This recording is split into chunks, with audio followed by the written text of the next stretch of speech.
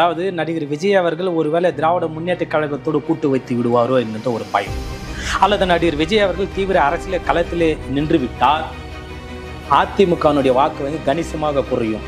நரம்பு பிரச்சனை இருப்பவர்னால் 3 கிலோமீட்டர் நடந்து வர முடியுமா? அந்த வயதிலே 70 செல்ற வயதிலே நடந்து வர முடியுமா? நரம்பியல் மருத்துவர் கேட்டு சொல்லுங்களேன், நகைச்சா சிரிப்பார்கள்.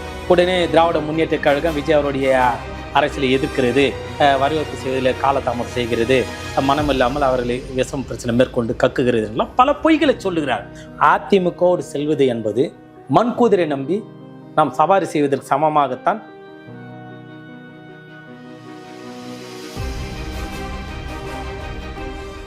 இன்வெஸ்டிகேஷன் ரிப்போர்ட் நேயர்களுக்கு வணக்கம். நான் வசந்த் சரவணராஜன். இன்று நம்முடன் தேசிய முன்னேற்ற கழகத்தின் தலைவர், திமுகவின் ஆதரவாளர் ஜிஜி சிவா அவர்கள் இருக்காங்க. பொதுமக்கள் எல்லாருமே ஆவலுடன் எதிர்பார்த்து கொண்டிருந்த டிவிகே கட்சி இளைய தளபதி விஜய் அவர்களை பற்றி, அவர் இப்போ கட்சியை தொடங்கியதை பற்றி, ஜிஜி சிவாவின் பார்வை பற்றி நம்ம கேட்க போகிறோம். வணக்கம் ஐயா. வணக்கம் சார், எப்படி இருக்கீங்க? நல்லா இருக்கிறேன் சார். சரி, இப்போ முதல் கட்டமாக வந்து டிவிகே விஜய் அவர்கள் வந்து நடிகர் விஜய் அவர்கள் கட்சியை தொடங்கியிருக்காரு. அதை பற்றி உங்களோட பார்வை எப்படி நீங்கள் நினைக்கிறீங்க? இல்லை, இந்திய ஜனநாயகத்தில் யார் வேண்டுமானாலும் அரசியல் கட்சியை தொடங்கலாம், தவறியதும் இல்லை.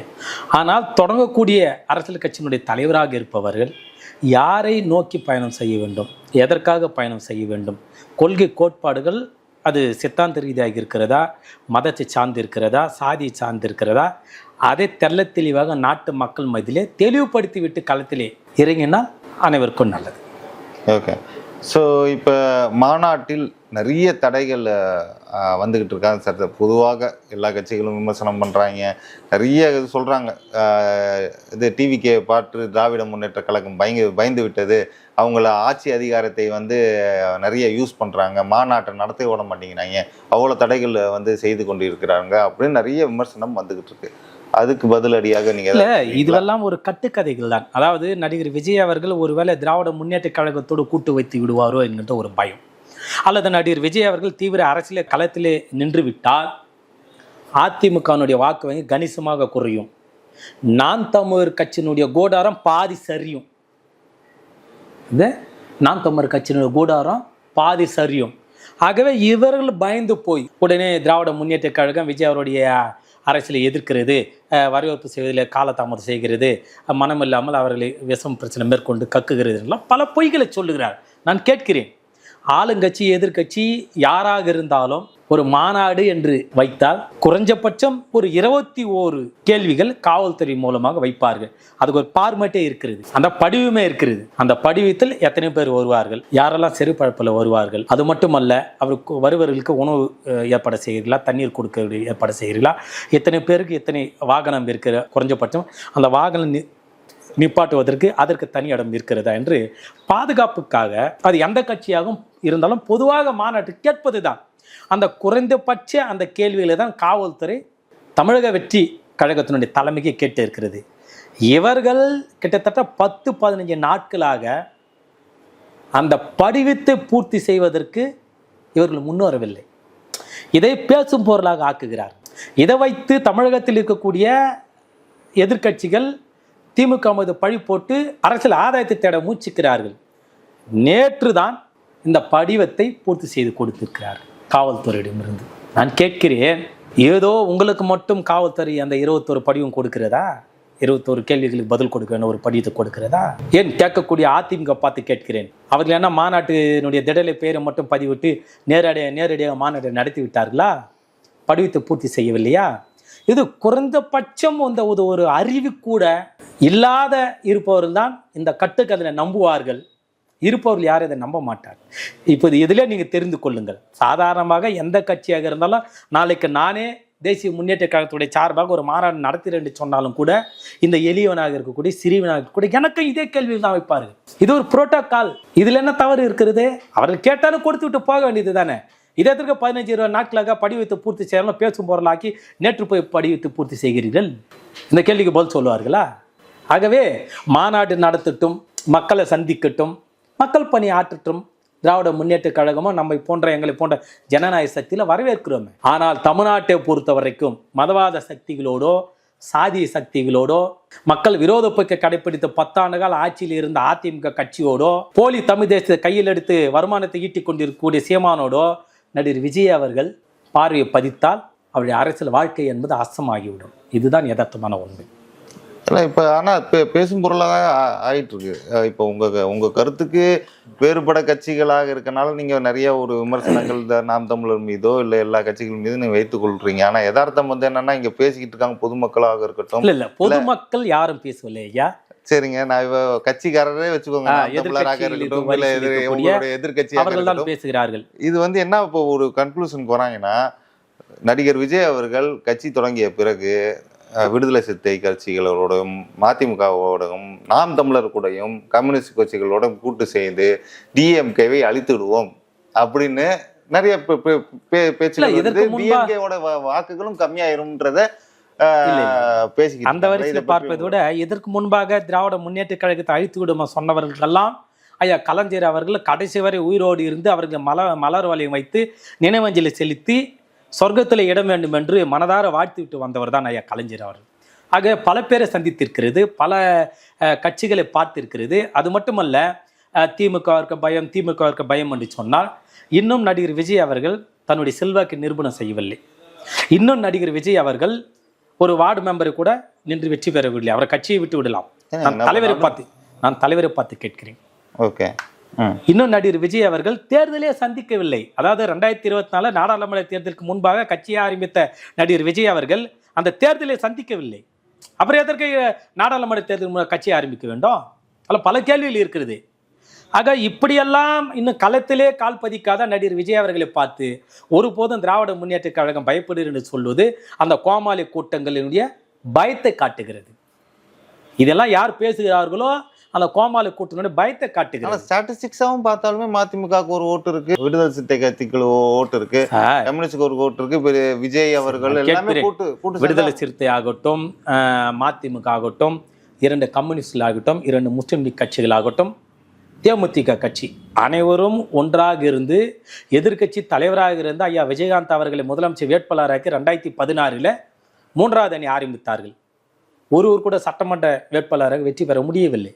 அதை உணர்ந்துதான் தமிழ்நாட்டு மக்கள் திமுக அதிமுக 2 தான் நம்புகிறார்கள் ஒழிய 3வது அணி என்று நம்பவில்லை. நாம் ஏதாவது ஒரு கட்சியோட கூட்டணி வைத்தால்தான் இந்த மக்களுக்கான குரலாக ஒலிக்க முடியும் என்பதற்காக அங்கே மக்கள் நல கூட்டணி இருந்தவர்கள் அனைவரும் தேமுதிகவை தவிர்த்து அனைவரும் திராவிட முன்னேற்ற கழகத்தோட கூட்டணி வைத்து இன்றளவும் மக்கள் பணி செய்து வருகிறார். ஆகவே இங்கே இருக்கக்கூடிய கட்சியில் குறிப்பாக விடுதலை சிறுத்தைகள் கட்சி என்பது அதிமுகவிற்கோ அல்லது நீங்கள் சொல்லக்கூடிய விஜய் அவருடைய கட்சிக்கோ செல்வது என்பது ஒருபோதும் ஏற்புடையதல்ல. அவர் சமூக நீதிக்காக குரல் கொடுப்பவர் விடுதலை சிறுத்தைகள் கட்சியினுடைய தலைவர் திருமாவர்கள், சனநாயக சக்தியாக இருப்பவர்கள், சனாதனத்தை எதிர்த்து பேசக்கூடியவர்கள். ஒருபோதும் விஜய் அவர்களை நம்பியோ அல்லது இனிமேல் அதிமுக நம்பியோ அவர் அந்த கட்சிக்கெல்லாம் கூட்டணிக்காக செல்ல மாட்டார்கள். அவர் திமுகவோடு மட்டும்தான் இருப்பார். திமுக மட்டும்தான் இந்த மக்களுக்கான கட்சி, மக்களுக்கான ஆட்சி என்று அவர் தெளிவாக சிந்தித்து பேசக்கூடியவர் ஐயா திருமாவர்கள். ஆகவே இவர்கள் விஜய் அவர்கள் ஏதோ வருகிறார். நான் கேட்கிறேன், நடிகர் ஐயா விஜயகாந்த் அவர்கள் முதலில் வந்தார், ஒரு தொகுதியில் வென்றார். அதற்கு பின்பு அவர் அதிமுக கூட்டணி வைத்துதான் தமிழ்நாட்டுடைய எதிர்க்கட்சி தலைவராக ஆக முடிந்தது ஒழிய அதற்கு பிறகு அவர் தனியாக நின்றார், வெற்றி பெற முடியல. அவரே வெற்றி பெற முடியவில்லையே. அப்போ தமிழ்நாட்டு மக்கள் 2 கட்சியோடு ஏதாவது ஒரு கூட்டணி இருந்தாலும் வெற்றி பெற செய்கிறார்கள். ஆனால் இப்போது இருக்கக்கூடிய தமிழ்நாட்டு அரசியலுடைய சூழ்நிலை நீங்கள் கூர்ந்து கவனித்தால் அதிமுகவோடு செல்வது என்பது எவருக்கும் விருப்பமில்லை. காரணம், அதிமுக என்பது மண்குதிரை நம்பி நாம் சவாரி செய்வதற்கு சமமாகத்தான் திமுக கூட்டணியில் இருக்கக்கூடிய கட்சிகளை பார்க்கிறார்கள். ஆகிய மண்குதிரை நம்பி சவாரி செய்ய விடுதலை சிறுத்தை கட்சியோ, 2 முஸ்லீம் கட்சியோ, முஸ்லீம் லீக் கட்சிகளோ அல்லது 2 கம்யூனிஸ்ட் கட்சிகளோ, மதிமுகவோ, ஏன் காங்கிரஸோ கூட செல்வதற்கு யாரும் தயாராக இல்லை. நிலைமை எப்படி இருக்க இங்கே ஒரு அஜெண்டா செல்கிறது. எப்படியாவது விடுதலை சிறுத்தைகள் கட்சியை திமுக கூட்டத்தில் பிரித்து விட வேண்டும். ஏனென்றால் தமிழ்நாட்டில் விடுதலை சிறுத்தைகள் கட்சி எந்த அளவுக்கு வலிமையாக இருக்கிறது, அதுவும் திமுக கூட்டணியில் எந்த அளவுக்கு நெருக்கமாக இருக்கிறது தெரிந்து கொண்டுதான், புரிந்து கொண்டுதான் இந்த கூட்டணியிலிருந்து திமுக கூட்டணியிலிருந்து விடுதலை சிறுத்தை அப்புறப்படுத்த வேண்டும் என்பதை மிக தெள்ள தெளிவாக கன கச்சிதமாக ஒரு கூட்டம் இங்கே பணி செய்து கொண்டிருக்கிறது. ஆனால் அவர்களுக்கு இரியாகாமல் இருப்பது தான் விடுதலை சிறுத்தை கட்சியினுடைய தலைவனுடைய எண்ணமாக இருக்கிறது.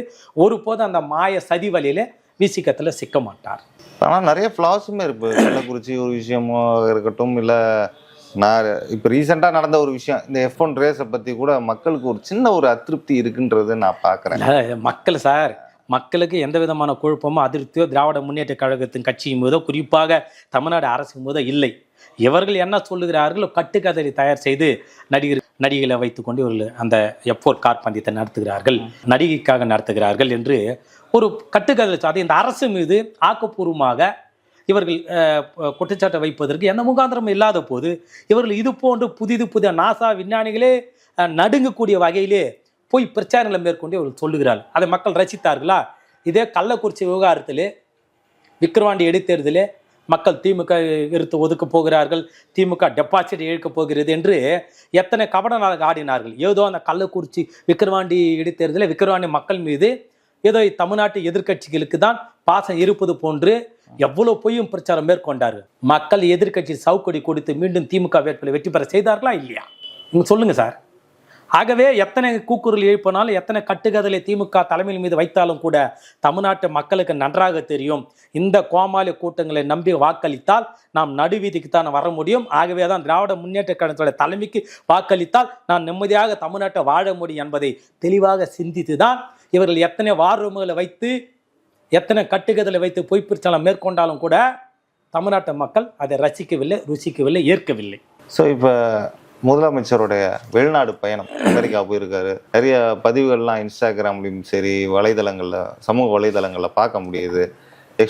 யூஎஸ் எக்ஸ்ப்ளோர் பண்ணிட்டு இருக்காரு. இது காரணம் என்ன? சில பேர் வந்து ஒரு வர்த்தக ரீதியாக போயிருக்காருன்னு சொல்லப்படுது, சில பேர் வந்து உடல்நிலை சரியில்லைன்றது.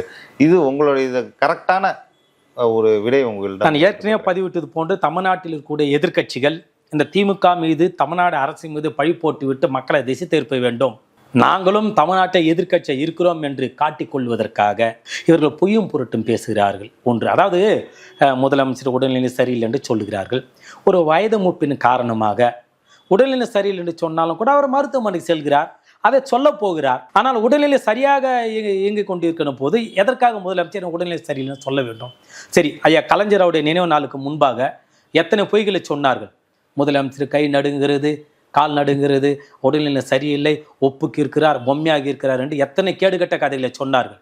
கிட்டத்தட்ட 3.5 கிலோமீட்டர் நடந்து வந்தாரா இல்லையா? ஐயா கலைஞர் அவருடைய சமாதிக்கு நினைவஞ்சலி செலுத்துவதற்காக 3.5 கிலோமீட்டர் நடைப்பயணமாக வந்தாரா இல்லையா? உடல்நிலை சரியில்லாத ஒருவரால் 3.5 கிலோமீட்டர் நடக்க முடியுமா மக்கள் மத்தியில்? அதற்கு பிறகுதானே அமெரிக்கா பயணம் சென்றார். நன்றாக தெரிந்து கொள்ள வேண்டும். அப்போ இதை வெட்ட வெளிச்சமாக தெரிந்திருக்கிறது, உடல்நிலை அவருக்கு சரியான முறையில் இயங்குகிறது என்று. அதற்கு பிறகும் கூட உடல்நிலை சரியில்லை, சவுக்கொடி கொடுத்தாரு, எனக்கா உடல்நிலை சரி என்று பொய்யும் பொருட்டு பேசுகிறீர்கள் என்று ஐயா கலைஞருடைய சமாதிக்கு 3.5 கிலோமீட்டர் நடந்தே வந்தார் மக்கள் மத்தியிலே. இது முடியுமா? அவருக்கு நரம்பு பிரச்சனை ஒரு பொய்யும் பொருட்டும் பேசினார்கள். நரம்பு பிரச்சனை இருப்பவர்னால் 3.5 கிலோமீட்டர் நடந்து வர முடியுமா? அந்த வயதிலே, 70 செல்ற வயதிலே நடந்து வர முடியுமா? நரம்பியல் மருத்துவரை கேட்டு சொல்லுங்களேன், நகைச்சா சிரிப்பார்கள். ஆகவே தமிழ்நாட்டினுடைய நலனுக்காக தொடர்ந்து மதவாத சக்தியோடு எதிர்த்து அரசியல் களத்தில் வெற்றியாக சூடிக்கொண்டிருக்கக்கூடிய தமிழ்நாடு அரசு தெல்ல தெளிவான முறையில் மக்களை பாதுகாக்கிறது. பேசக்கூடியவங்களுக்கு போன்ற ஊடகவியலாளருக்கும் தமிழ்நாடு அரசு தான் பாதுகாப்பாக இருக்கிறது. ஆக இவர் தமிழ்நாட்டுடைய நலனுக்காக தொழில் முதலீட்டாளர்களை ஈர்ப்பதற்காக அமெரிக்கா சென்றிருக்கிறார்கள். அங்கே ஒரு சில புரிந்துணர்வு ஒப்பந்தத்தை கையொப்பமிட்டு இருக்கிறார்கள். இன்னும் அவர் அமெரிக்காவிலிருந்து திரும்பவில்லை. இன்னும் ஓரிரு நாட்களில் இன்னும் கூடுதலாக முதலாளி வருவார் என்று எதிர்பார்க்கப்படுகிறது. தமிழ்நாட்டில் வந்தவுடன் எதிர்க்கட்சி தலைவர் திரு எடப்பாடி அவர்கள் வெள்ளை அறிக்கை கேட்டிருக்கிறார்கள். நிச்சயமாக அதற்கான பதிலை தமிழ்நாட்டுடைய முதலமைச்சர் அண்ணன் தளபதி தெளிவாக கொடுப்பார். ஸோ இப்போ உதயநிதி அவர்கள் பற்றி, இப்போ அவர் டெப்யூட்டி சிஎம் ஆக வாய்ப்பு இருக்கா? அடுத்த தலைவராக உருமாறதுக்கான வாய்ப்பு இல்லை? ஏற்கனவே துணை முதலமைச்சர் பதவி கொடுக்க வேண்டும் என்று கிட்டத்தட்ட நாங்கள் 1.5 வருடங்களாக தொடர்ந்து கூக்குரல் எழுப்பி வருகிறோம். ஆனால் சென்ற மாதம் பதவி கொடுப்பதாக ஓரளவுக்கு 99.9% உறுதியாகிவிட்டது. ஆனால் அதற்குள் பல கயவர்கள் எங்கே திராவிட முன்னேற்ற கழகத்தினுடைய இன்னொரு தலைமை உற்பத்தியாகி இன்னும் ஒரு 50 ஆண்டு 100 ஆண்டு காலத்திற்கு அடுத்த தலைமுறை வந்து மீண்டும் தமிழ்நாட்டை ஆண்டு விடுமோ என்ற அந்த அச்சத்திலே தொடர்ந்து பொய்யும் பொருட்டு பேசி கொண்டிருந்தார்கள். ஆகவே இது ஒரு முறை எங்காவது கத்திக்கொள்ளுங்கள், நான் அந்த மக்கள் பணியை செய்கிறேன் என்று சொல்லி அவர் அமெரிக்கா சென்றிருக்கிறார். வந்தவுடன் நிச்சயமாக கூடிய விரைவில் துணை முதலமைச்சர் பதவி மாண்புமிகு அமைச்சர் உதயநிதி ஸ்டாலின் அவர்கள் கொடுப்பார்கள். அதைத்தான் தமிழ்நாட்டு மக்களை ரசிக்கிறார்கள். காரணம், தமிழ்நாட்டுடைய இளைஞர் முகமாக தெரிவித்தார் உதயநிதி ஸ்டாலின் அவர்கள். இதில் அவருக்கு துணை முதலமைச்சர் பதவி கொடுப்பது என்பது தவறு ஏதும் இல்லை சார். ஏன்னா என்னதான் இருந்தாலுமே சீனியாரிட்டிஸ்னு ஒன்று இருக்கு இல்லையா? இப்போ இந்த எலெக்ஷன்ல தான் அவர் ஒரு ஆக்டிவ் பொலிட்டிஷியனாவே நான் பாக்குறேன். ஒரு கட்சியினுடைய கடைக்கோடி தொண்டன் யாரை விரும்புகிறார் என்பதுதான் நாங்கள் கட்சியினுடைய நிலைப்பாடு இருக்கும். கடைக்கோடி தொண்டன் உதயநிதி ஸ்டாலின் அவர்கள் இந்த பதவி கொடுங்கள் என்று சொல்கிறார். இளைஞர் பதவி கொடுத்தார்கள், அமைச்சர் பதவி கொடுங்கள் என்று தமிழ்நாட்டிற்குரிய அமைச்சர் சொல்கிறார்கள், கொடுத்தார்கள். இப்போ துணை முதலமைச்சர் பதவி எங்களை போன ஜனநாயக சக்தி சொல்கிறோம். கட்சிக்குள்ள இருக்கவங்க உதயநிதி அவர்களை ஆதரிக்கிறாங்கன்றது நீங்க தீவிரமா நீங்க எல்லாம் வெட்ட வெளியில பாக்கலீங்களா? இன்ப நிதி வந்தாலும் கூட அவர்களுக்கு நான் முதலமைச்சர் ஆக்கிவிட்டு தான் இந்த கட்டை வேகம் என்று பல மூத்த முன்னோடியில் சொல்லியிருக்கிறார். அதெல்லாம் நீங்கள் பார்க்கவில்லையா? உதயநிதி ஸ்டாலினை விட்டு விடுங்கள், இன்ப நிதி வந்தாலும் கூட நான் அவரை தூக்கி நிறுத்தி முதலமைச்சராக பார்த்து சாகேன் என்று சொன்னார்கள். ஆனா இது ஒரு விமர்சனத்துக்குரிய ஒரு விமர்சனம் யார் சார் வைக்கிறாங்க? திமுக வைக்குதா? தமிழ்நாட்டில் அரசியல் அங்கு வைத்துக் கொண்டிருக்கக்கூடிய அமைச்சர் வைக்கிற இல்லையே. இந்த மாதிரி பேச்சுக்கள் பாக்குறப்ப குடும்ப அரசியலாக தான் பொதுமக்கள். சார் உங்களுக்கு என்ன தெரியுமா பிரச்சனை? எப்படியாவது இந்த அதிமுக போன்ற கட்சியில் சின்னபின்னம் ஆகிவிடக் கூடாதா? திமுக கட்டுக்கோப்போடு இருக்கிறது, திமுக கட்டமைப்போடு இருக்கிறது, திமுக எப்படியாவது அதிமுக போன்ற நாசனா போய்விடக் கூடாதா திமுக என்று அதிமுக கட்சியினரே இதை விரும்புகிறார்கள். அதற்கு திமுக தொண்டன் விரும்புவானா? விரும்ப மாட்டான். பட் அவர் ஒரு ஆக்டிவ் பொலிட்டிஷியனாகவும் உங்களோட தலைவராக திமுகவினர் ஏத்துக்கிறாங்கன்றது உங்களுடைய நிச்சயமாக. ஓகே. ஸோ உங்களுடைய நேரத்தை ஒதுக்கி எங்கள் இன்வெஸ்டிகேஷன் ரிப்போர்ட் நேயர்களுக்கு நீங்கள் வந்து வீடியோ கொடுத்ததுக்கு மிகவும் நன்றி.